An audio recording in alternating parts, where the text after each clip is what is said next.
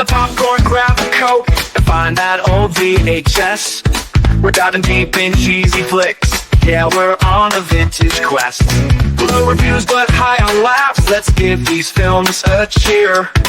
The cult classics, flops and duds, they're our topics this year. We're the Ejectables, rolling back the years, celebrating movies that no one else cheers. From backhand juice to epic fails, we say it's all good. We're the Ejectables, yeah, we're misunderstood. Hey! Welcome back to the Ejectables, where movie enthusiasts Bill, Ian, and Joe, we celebrate movies that have either been overlooked or panned by the critics. And tonight, we have a very special guest, a very long time, awesome person who's been a friend of Bill for, well, since high school. And Sue, welcome. Susan, welcome. Yay! Thank you. This is exciting. I'm excited. Thank you for joining us. Thank you. Thank you so much for joining us. So, Susan, you were an NBC page at one point, and now you're a school teacher in the public schools. Is that correct? Yep. I teach pre-K. Yeah. Wow. Oh, pre-K. Wow. Okay. So, do you have most of December off, or are you on break now, or? Yeah, I wish most of December off. We have the week like the Christmas Eve to like New Year's Day, and then we'll have to go back next Thursday. I think it's Unless you call in sick.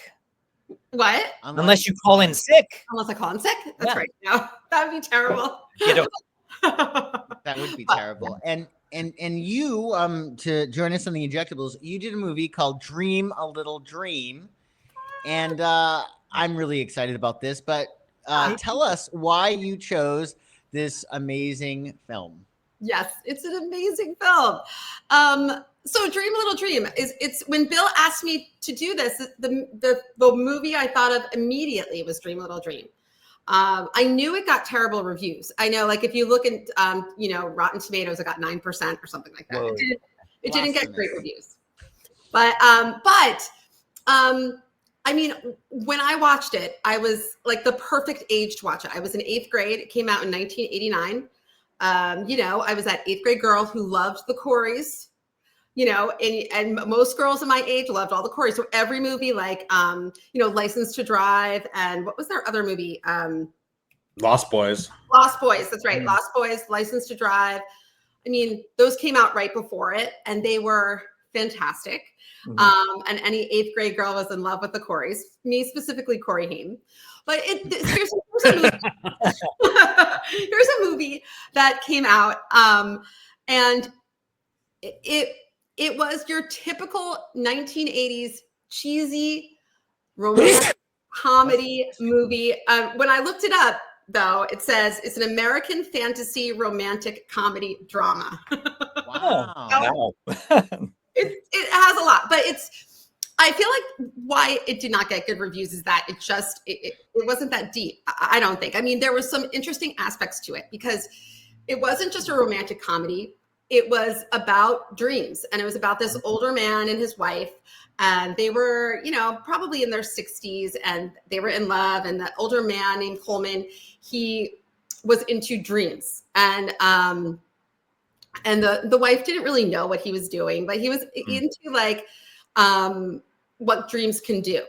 And so then there's the older couple, and then there's Corey Feldman and his friend Corey Haim, and they were high school boys, kind of like a hot mess. They were kind of like not the popular boys, but they would walk through the older man and his wife's house because their house was right by the high school. So they would walk through it every day, ruin their garden, and just it's like they were portrayed as these high school kids who didn't understand and nobody liked, they just didn't get older people, and they were just rude and obnoxious and blah, blah, blah. So, and then the older man, Coleman, didn't like these high school boys. So that was like right from the start, you get it's like this older couple, young high school kids, and it's like, adults just don't understand kind of thing that they showed in the 80s, like it's like adults, they don't understand young kids, and it's them against the world, and then though add the element of a romantic comedy where Corey Feldman's character in love with his best friend's girlfriend, and she's gorgeous. And her name's Meredith, and every high school girl wants to look like her, right? She was just beautiful. And so he was in love with this girl, but she didn't really pay him much mind. Okay. So what the movie is like, I have a quote, and it's a perfect quote. It says, ultimately it's about, this is a body and mind swap movie. So basically Coleman and Corey Feldman swap their minds, right? So what happens is Coleman tries to talk his wife into doing this experiment in the backyard where they can become, through their dreams, they can become younger again because they're older, and he wants to become younger again. Mm-hmm.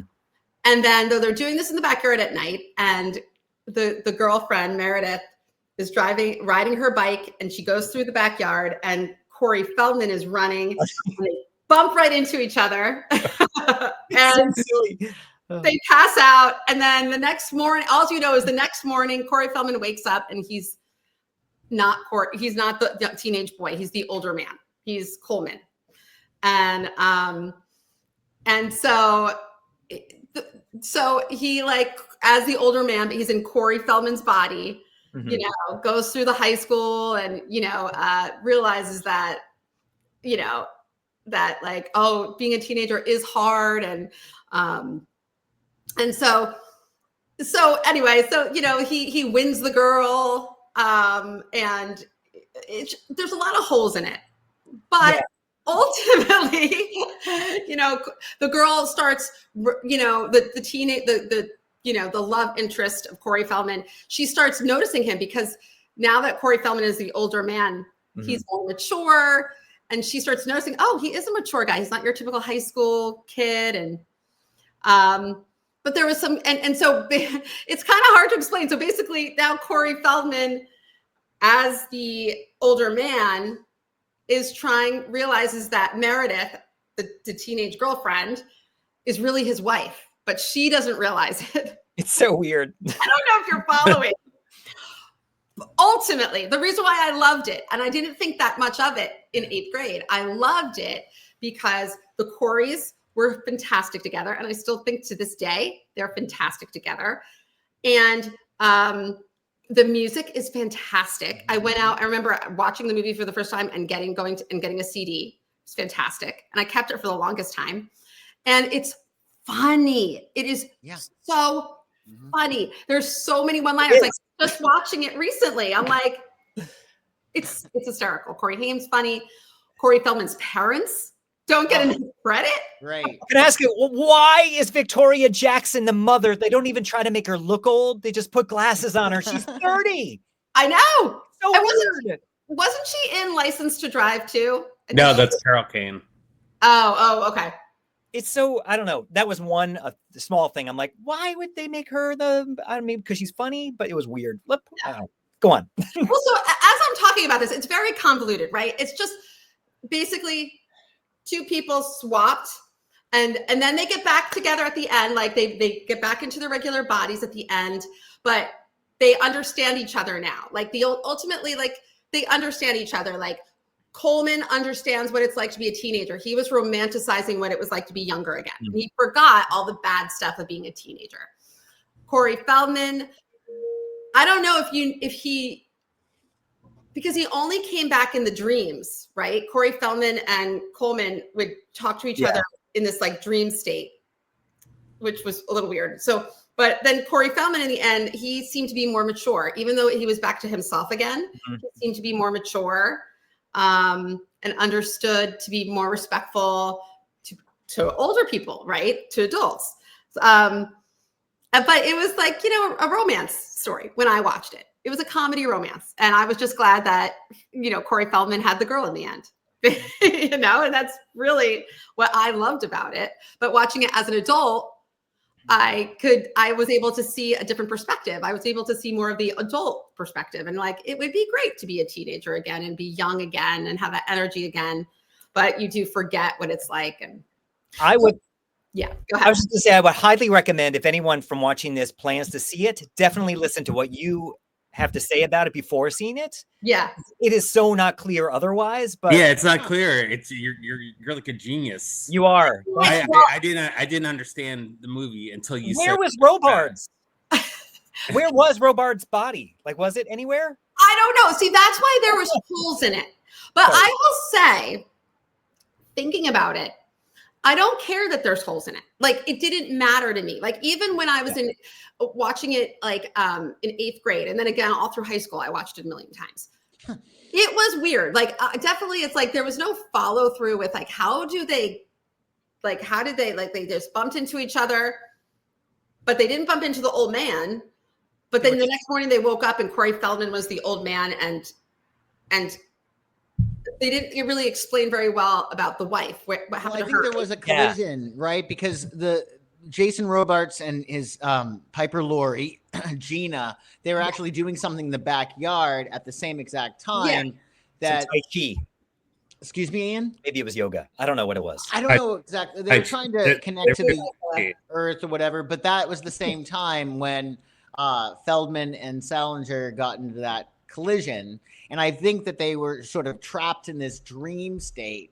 Right. I understand what you're saying, but I'm like you. I just went with it. I went with it. And I was older than you all. So I was probably 16 or 17 when it came out. My wife is your age. She loved it when she hasn't seen it since, but she's like, oh my God, that movie's great. We watch it all the time. And the hands were the Coreys were so cute. Yeah. I think maybe, I don't know if Bill's going to be honest here, but he might think it was as awful as I did, but I respect you chose to understand from that younger perspective. He did. He thought it was awful. It was so clunky. I thought Feldman was a void, and I don't know because they said both of them were on heroin while making this movie. Yeah. Really? Is that a fact, Ian? That's what I read, but I was wondering, how did he become a bad actor? Because he was good in Stand By Me, he was good in The Goonies. What happened here?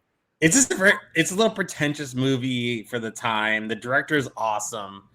Yes, it is pretty awful. At the time, I liked it. I saw it at the Interstate Movie Theater, where probably Sue saw it as well. Yeah, that was like where we saw all our movies. But the only thing I liked about it, every time these body switching movies, like vice versa, or like father like son, whenever they switch bodies, it's always seemed fake to me. And when Corey Feldman became an older man, I was like, oh, he's pretty good here. This is like a pretty good like representation of like what it'd be like if you switch bodies. So I gotta give him props. I don't know how William McNamara is friends with Corey Haim and Corey Feldman. He looks like a J. Crew model. I don't understand this. Wilmington, North Carolina, where they shot it. I don't know. I didn't know there's a big punk scene there. But the director, if you like the visual style, he did two really great movies. Where the Day Takes You and Murder in the First. Unfortunately, he passed away in his 40s. Oh yeah, that's right. Oh no. And his dad was Alex Rocco, or stepdad was Alex Rocco, who played Mo Green in The Godfather. But very talented guy, and he tried. I think it's just a product of its time. If I'm being honest, Ian. Mm-hmm. No, you can really. But yeah, it's excruciating to sit through. I'm not gonna lie. But, it's a product of its time. And if it brings someone joy, that's all that matters. I agree with that. I agree. I'm glad it think makes you happy and my wife younger. Delightful, romantic, and it was funny. And just to the point that you raised about what the critics say about it being shallow, I don't really think it's that shallow, because not only does Jason Robards' character want to be young, but the impetus was that he wanted to be with her forever. And he's very, very in love with Gina. Right. And that love that they have, that was the impetus for him to do these things, because finally, maybe it's, he's retired and he finally gets to enjoy his life, and he's in love with Piper Laurie's character so much. So that's why he does this. And I think Piper Laurie, her character is not as deep into it as Jason Robards' character. Right. So that's why Jason Robards was more in the little dream, so to speak. And also, what I also thought was pretty deep and certainly not shallow, when Jason Robards takes over, so to speak, for Corey Feldman and starts living his life, this is like a really cool thing for Feldman's character, because Jason Robards is more like together and he's going to help him do his SATs. But Oh yeah.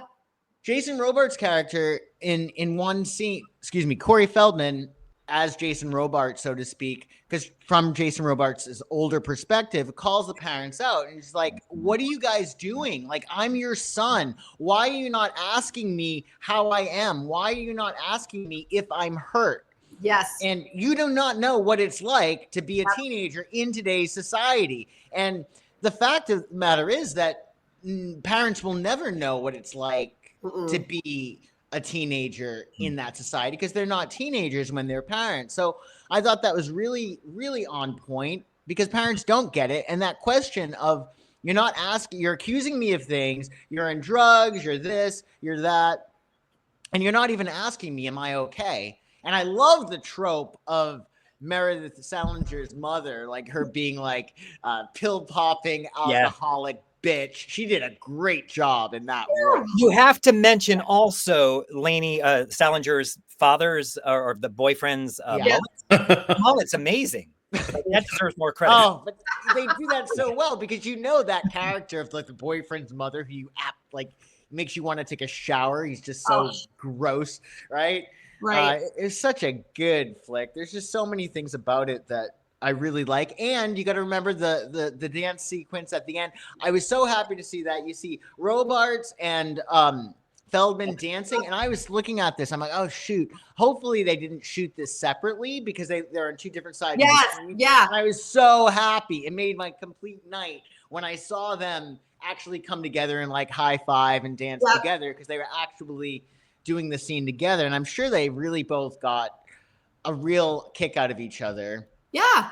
Yeah. It was good. I mean, I don't remember, maybe I didn't back in, 8th, 9th grade when I was watching it, like how much of an influence Michael Jackson had over Corey Feldman. He looked just like him. He dressed like him. He danced like him, like in the gym when he was dancing for like his, the girl, and he was dancing in the by the chairs, and it's like it was all Michael Jackson moves.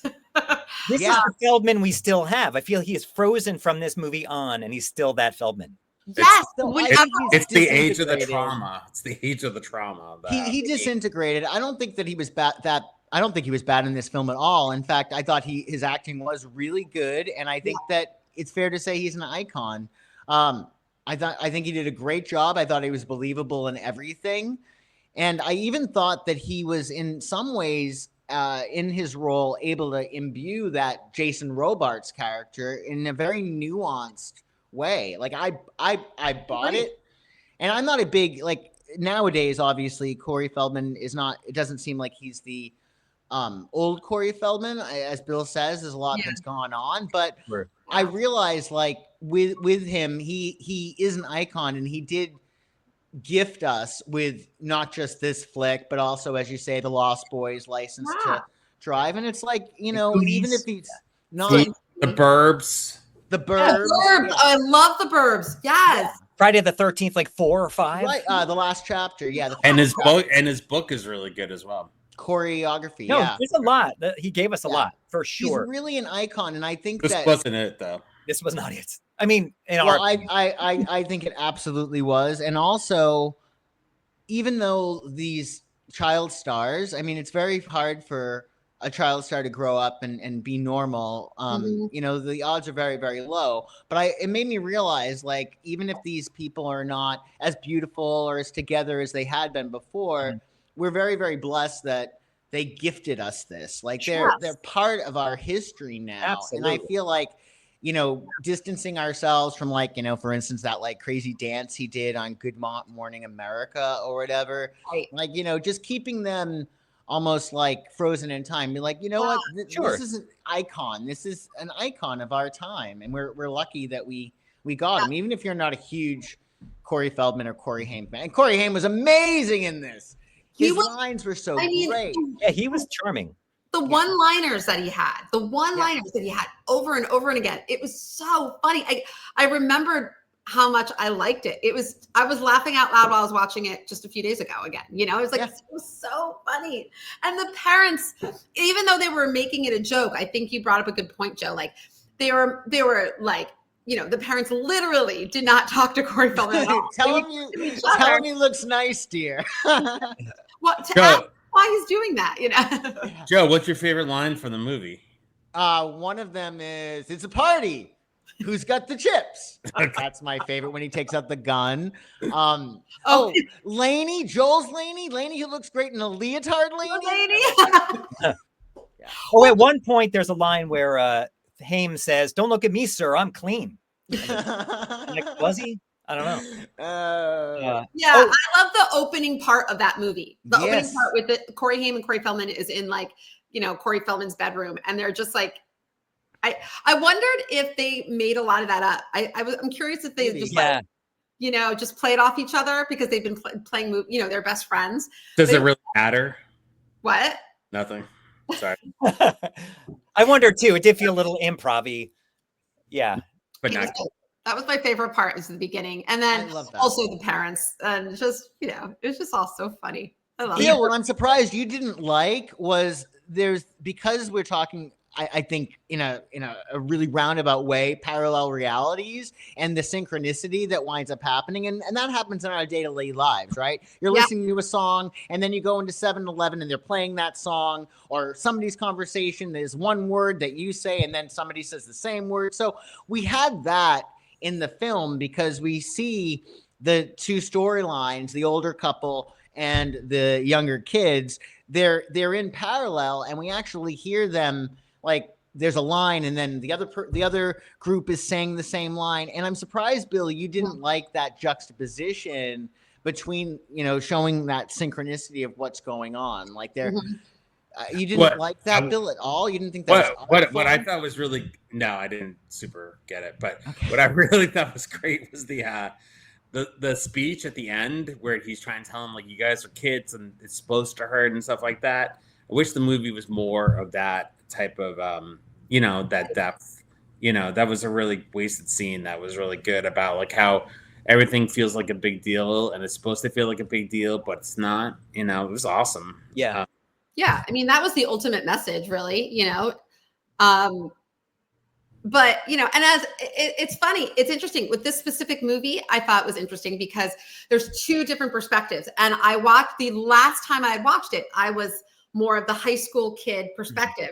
And then the very next time I watched it, I'm on the later, the older age. So it was really cool because I spent more time paying attention to the older man and his wife, Coleman and his wife. I don't think I did before. I think like, oh, that's interesting. But I really wanted to see the love story between Corey Feldman and the girl. And does he get the girl and all of that kind of stuff. But watching it back now it's cool to watch again. I still think it holds up, and I like watching it as an older person and paying more attention to what you were saying, Joe. And like, I don't think I thought it was too deep back when I was watching it, but watching it back again, I did pick up on things that I didn't pick up as a kid, and I can appreciate, Right. Remember that terrace scene, that romantic, when they're on the terrace, just like the old couple was on the terrace, and he asked her, he goes, "Have you been here before?" She's like, "Of course not. We're the only ones under 50 years old." Yes. Yeah, she was just so perfect and so beautiful in this. Ian, you had said before the show started that Jennifer Connelly was actually going to be in her role, but they couldn't afford her. Is that what they said? That's what I understand as well. Yes. I think it's good that Salinger dodged a bullet. Well, I think Jennifer Connelly is amazing, of course, but I think that you needed somebody like Salinger. I think Meredith hit it out of the She was ballpark. good. She was good. Yeah. Great. Did you see part 2, Susan? I didn't know there was a part 2 until last night.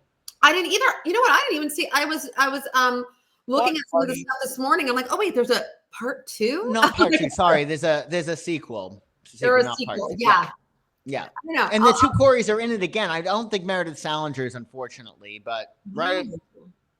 Yeah, I don't know. How can he improve on perfection, Ian? Exactly. Ebert said about this movie, he's like, there's no film featuring Harry Dean Stanton that could be bad.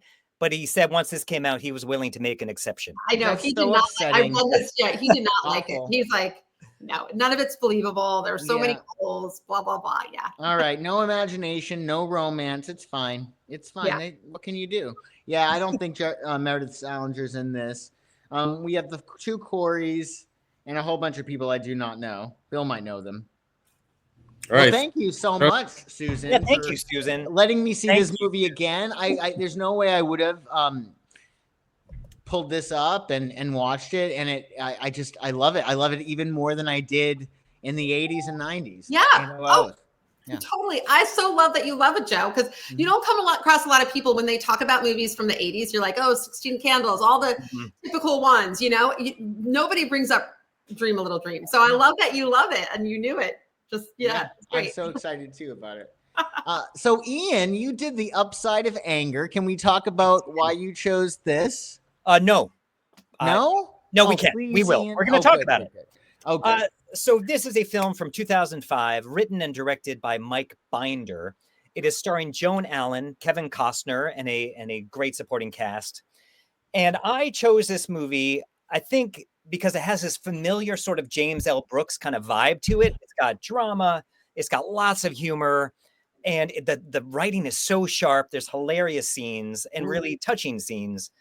And so this is a story about this woman and her daughters who are suddenly left alone by the husband and father of these girls. And it's this family trying to pick up the pieces and deal with him just suddenly leaving them. And it's just it just brings together all these great characters. So many, Kevin Costner's at his most charming. This is like the reason we like him. He's so good in this. There's just awesome scenes. Mike Binder plays Shep, this character who is sleeping with one of Joan Allen's daughters. And there's one scene where Joan Allen walks in and catches them in bed. She just walks in. She's like, she doesn't say anything. And it's brilliant. Like, I don't know. It's so good. And there's this other scene where Shep is like eating some pasta and he's disgusting. And Joan Allen's just looking at him with such anger. And then his head just explodes in this little dream sequence. It's just so sharp. It's so funny and very moving. I love it. What do you all think? I liked it. And you know what, when Bill was telling me about the movies that you were going to talk about, Ian, I'm like, oh, wait a minute, I feel like I heard of it. And I looked it up and I never saw it, but I liked it. I liked it from the beginning. The actors alone, all the sisters, all four of them were. Yeah, very well-known actors too. Yeah. Oh yeah, gorgeous. The mom, I think the mom was fantastic in this. Yeah, Joan Allen, she's great. I think, and Kevin Costner, I mean, you can't beat him. I just love him and everything that he does. So he's so charming here and very nice heartfelt speeches he gives in this film. So good. And it was a surprise ending. I thought as I was watching the movie, the one thing that took away from me for the movie is a little bit is that I thought it was just like, okay, this seems typical. I know what's going to happen. They're going to fall in love. Like, I didn't think there was going to be any surprises. And then the ending, I'm like, I was really surprised. And you're very rarely surprised with movies nowadays, I think. Yeah. Agreed. And it starts with a funeral. So the whole movie you're anticipating who dies. Oh, and I think they were trying to scare you a little bit that one of the daughters, because one of the daughters gets sick. Which is possible if you haven't seen this movie yet. Spoilers are okay. I was thinking, is it going to be one of the daughters? Am I going to hate it once they kill off some character and this is super cheesy? But it's so nice. Like you said, a great surprise. And a sad surprise. But yeah, it has everything that you want in it. It's kind of cheap, like at times a little bit TV episodic vibe to it, but I think it gets elevated by the really fine performances and really sharp writing in some scenes. Ooh, that's a good point. I like that. That's true. Yeah. Well, I know that Mike Binder is in AA, and it's a very AA movie because that's the number one thing that gets people to abuse alcohol and drugs is resentment. So the whole point of the movie is about how pointless anger and resentment is. It's a perfect movie. I wish I missed the time when movies like this were actually released in the theater. It's crazy. I know. It's crazy. The only thing that's weird is Mike Binder's character. Why would the writer director intentionally play that part? It's so crazy. He's great in the role too, and I think he probably knows a lot of people like that, and he nails it. It's hilarious. It's a great comic relief moments in the film. Yeah, it's Reign Over Me, he did Man About Town, and then he did another one that's just as good. He's a force to be reckoned with. They don't really make the movies he does, so now I think he's making documentaries and stuff like that. But He's a former comedy writer, and it's Kerry Russell was awesome in the movie as well. I love her. Yeah, The sisters. I mean, the cast is stunning. Great. Yeah, it is. And I guess Kevin Costner gained 20 pounds for the role, and I was like, even 20 pounds, he still looks good. It almost seems, is it a follow-up to his Bull Durham character in a kind of... I think it's based on a former Detroit pitcher. He combined two characters because a lot of people, when they retire, they don't know what to do. And so it's an amalgamation of two different Detroit Tigers players, who are on the periphery of success, but did invest their money in car dealerships and stuff like that. Yeah, I like how they touched on that in the film. Oh, yes, Black and White, which is an awesome. Black and White's an awesome movie as well. What is it? Black and White with Kevin Costner. Great movie as well. Never heard of it. Yeah, it's awesome. Joe, did you catch this? I did catch it. I'll tell you, my feeling in the beginning after just watching her, I said to my son, I'm so glad I don't drink anymore or much. I'm not sober, but I very rarely drink. And the smell of booze, they were such good it was such good acting. You could actually smell it, off of her. And I love Kevin Costner, but I did not find him attractive or charming or appealing in this role whatsoever. I did have a question though, with that chicken that the dog licked? Over. Yeah. What? Okay. Over. Bill, I want to ask Bill first, and I'll ask everybody else. If you were making a chicken and you were having people over and your dog did that, would you eat or serve the chicken? Yes. Serve it. Yes. Yeah. Oh, that's terrible. I so wouldn't. I'm with Susan. I know a million years I couldn't. What? It's just, I mean, a dog's mouth is cleaner than most. That is a myth. Yeah. I knew you were going to say that, Bill. But no, you do not. You're not going to run out and get another chicken. You're going to have to. Yeah, unless you want to give you an enemy. Okay, we're throwing this away. I'm going to order food to be delivered. Exactly. Chinese food time. Yeah, for sure. We're losing friends if you watch this.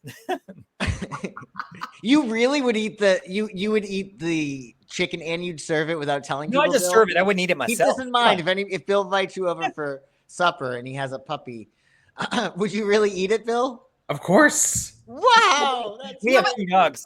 The question though, Bill, is it's not because I think if it was your dog who ate the chicken and then you were going to eat the chicken, you'd be fine with it. Yeah. But if another person's dog who was slobbering all over the chicken, you wouldn't be grossed out? What we don't know can't hurt us or could hurt us, but we don't know why. Good. That's true. I mean, you have to have when you go to a restaurant, you have to be okay, hopefully everything's clean. True. We don't know. Lady that cut my cold cuts snotted her nose and her. Oh no! So nothing sacred. Nothing sacred. Is it when they do that thing and they close one? I don't know. Don't tell me. Yeah. Sounds gross. Yeah. So it's a good movie. See it. There's no. It's good. Yeah. Again, it has everything I'm looking for. It has comedy. It has romance. Yeah, me too. Great drama. Yeah. And a surprise at the end too. So you are surprised. Yeah. Were you, Joe and Bill, were you guys surprised at the end or did you see that coming? No, I was surprised when I originally saw it in the theaters and everyone was surprised. Yeah. So it's great. Yeah. It brings a lot of depth to everything that came before it too. It just makes it settles in an interesting way. For sure. Highly recommend it. It is a really underrated film. It is because I had never, I feel like it sounded familiar, but I would have watched a movie like that when it came out in 2007. So I can't believe I missed it. It's good. Yeah, I totally missed it too. So Joe, what movie did you pick? I did Mikey and Nicky. And this came out in 1976. And I think the problem with it, why it did not get much, did not receive many good reviews, etc. I think that it's because they started it in 74. So it was the right movie, but the wrong time. I think that if they brought it, if it came out earlier than 76, closer to when they shot it, I think it probably would have done it would have done better. But apparently they re-released it in 1984, and then it did get the accolades that it deserves. It's a very, just a quick premise. These two guys, one is has a debt, and somebody that he was working with got killed, so he thinks that he's next. He meets Peter Falk's character, who essentially tries to connect with him, and we find out the first half of the movie, we find out that Peter Falk, who's been friends with this guy forever, is actually trying to, help facilitate him being killed. And it's unconscionable, right? That his friend for all these years wants him, is being bought and paid for, and trying to get him killed. But the second half of the movie, it's really, really interesting what they do. We learn about, how do you say his last name? Cassavetes? Cassavetes, thank you. Cassavetes' character, he's such an awful, horrible human being that even though Peter Falk's character, who is doing the unconscionable, we actually feel bad for Peter Falk's character because Cassavetes? Cassavetes, perfect. Cassavetes' character is such a jerk. It has such a gross, smutty 70s malaise patina to it. You know what I mean? And I feel like it's very, very gross, and it was very stark, all of the scenes so raw, like the street scenes, and with all of that nonsense stripped away and it being so raw, the acting was absolutely perfect. Like, these scenes were so beautifully done, and it's very depressing movie. I know that, and But I don't. funny.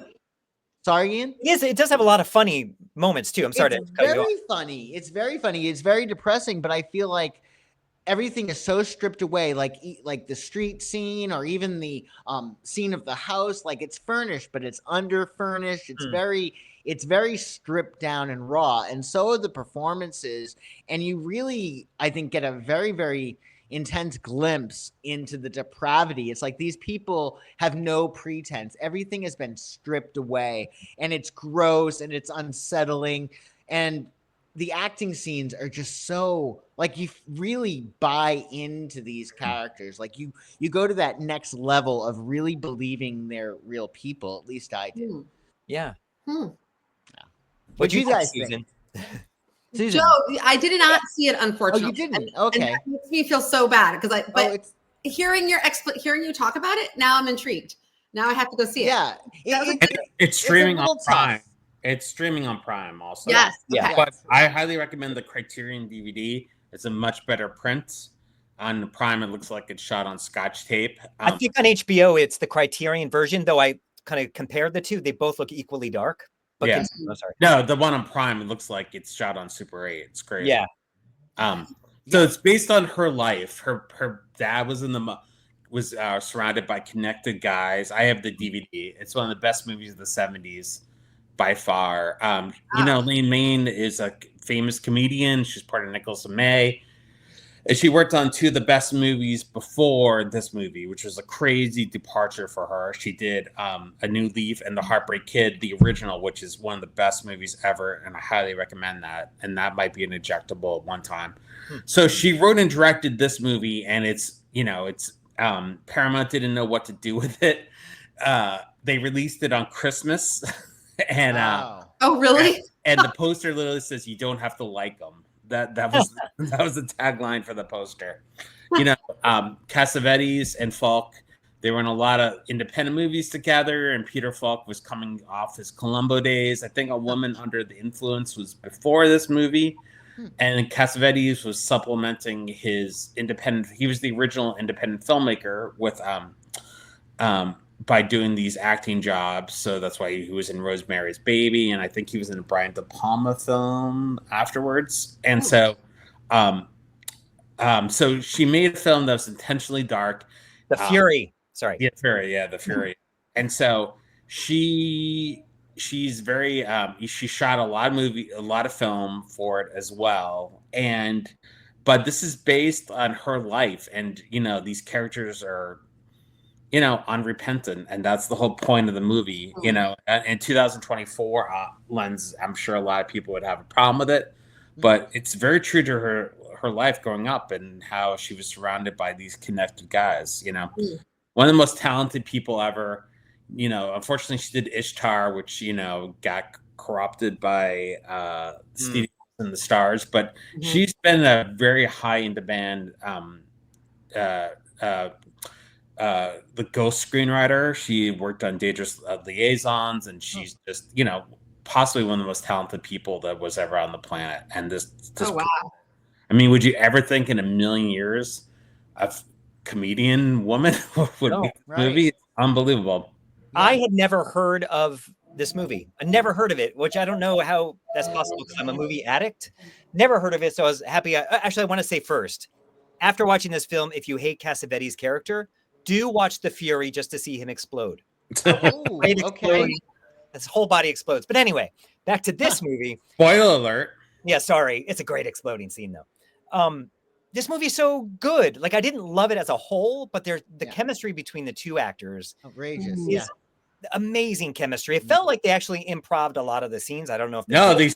they didn't. Oh, they said, did. they said word for word, but the acting Wow. did.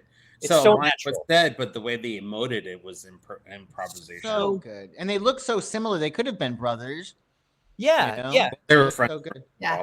But they're childhood friends. And the cemetery scene where they go to visit Cassavetes' mom in the middle of the night in the cemetery. Yeah. What a great scene. It's funny. It's emotional. You feel their history. You get an idea of where they came from together.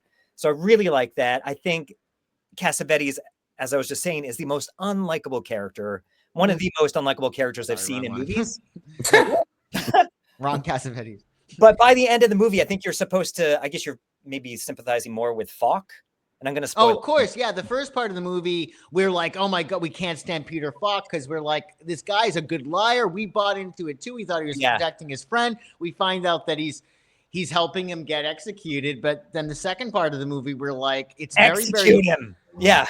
We're all of a sudden, Peter Falk's character, we get it. We kind of want this guy dead because he's such a son of a bitch. He's right? awful. He's disgusting. I mean, what a great, how intelligent. Who's the writer again, Bill? What's her name? Elaine May.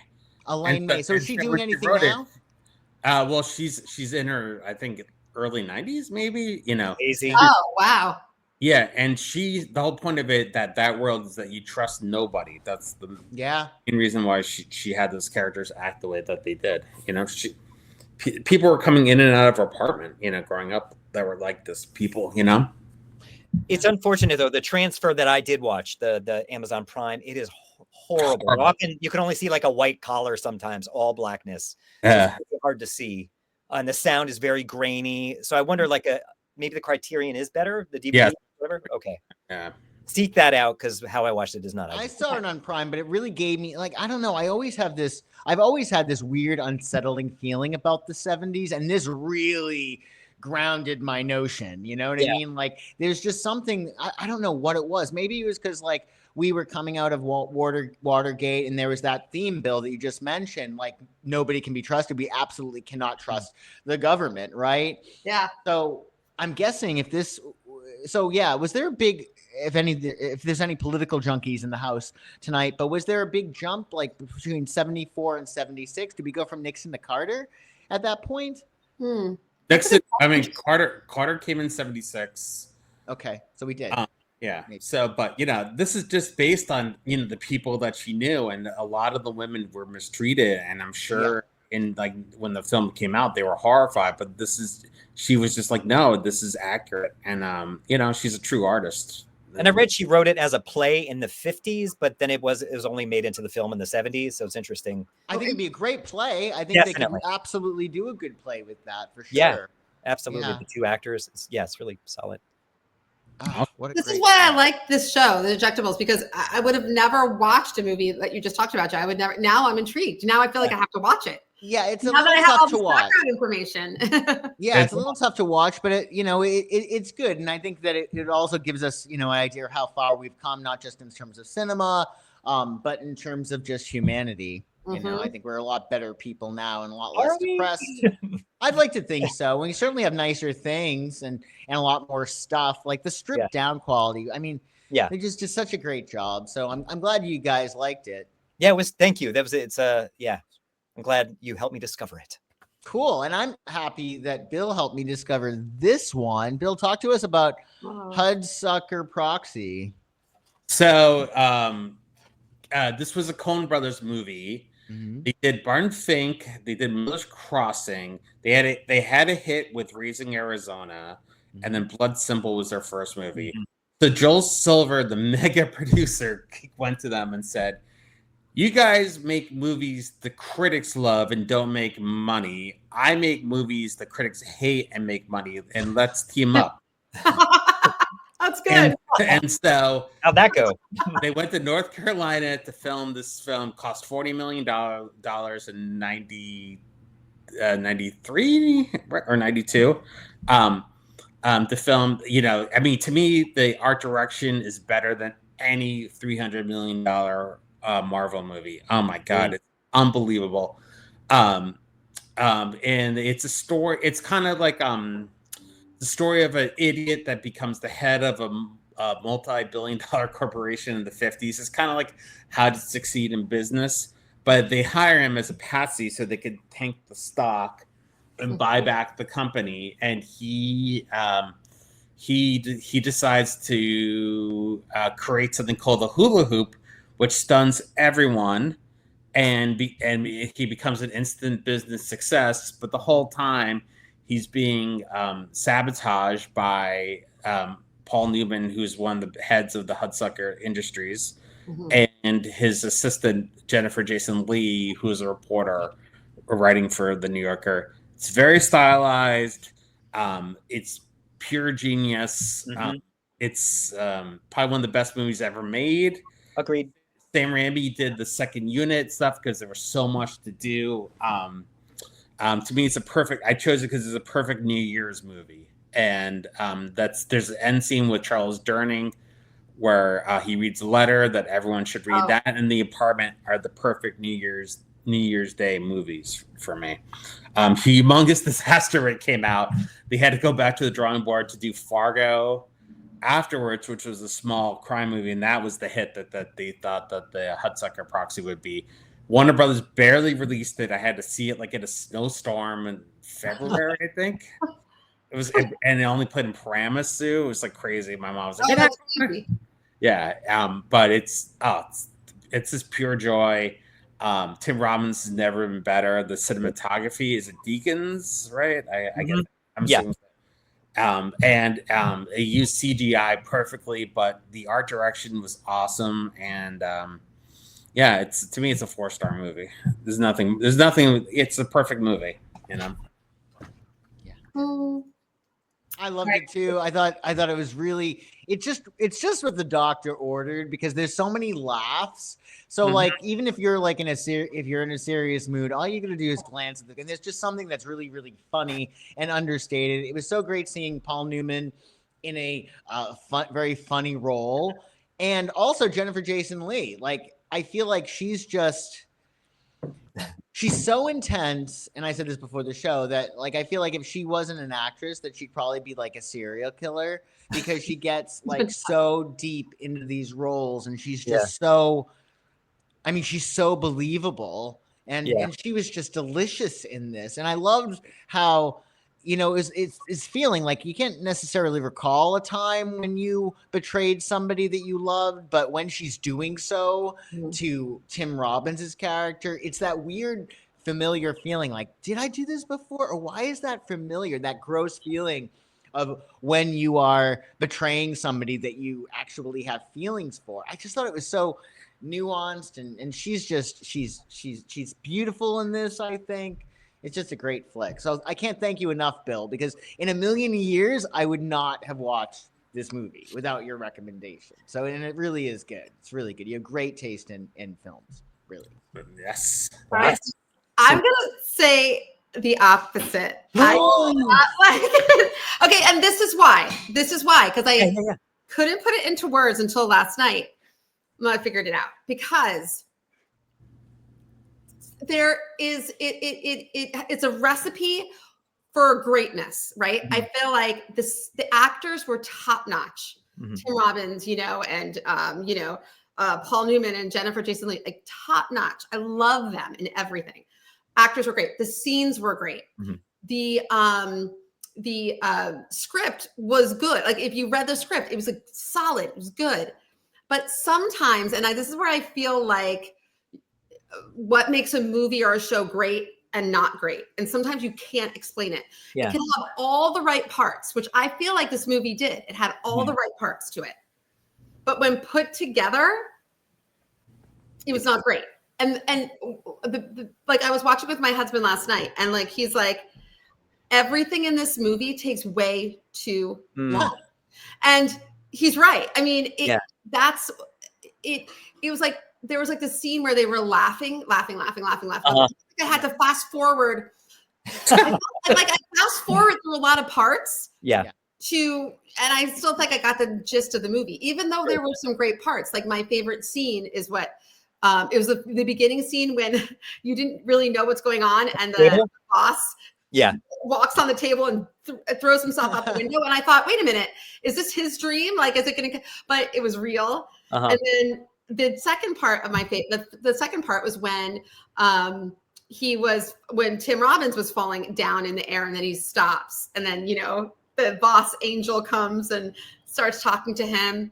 That was a good part. So I hate to say that I did not like this movie, but I really like, if I was sitting in the movie theaters, I'd be like, oh, okay.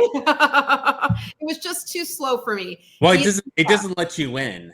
It's like, it doesn't let you win, but because of how smart it is, and how the movie doesn't let you in. And so you're not emotionally attached to the movie. I think that could have been a problem for you, because everything's so stylized, but certain movies are like that.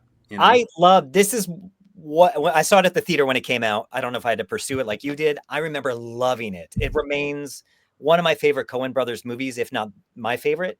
Oh, wow. It's hard for me to see it with fresh eyes, because I bring that love for it to it now. So maybe I would see it more the way you see it, Susan.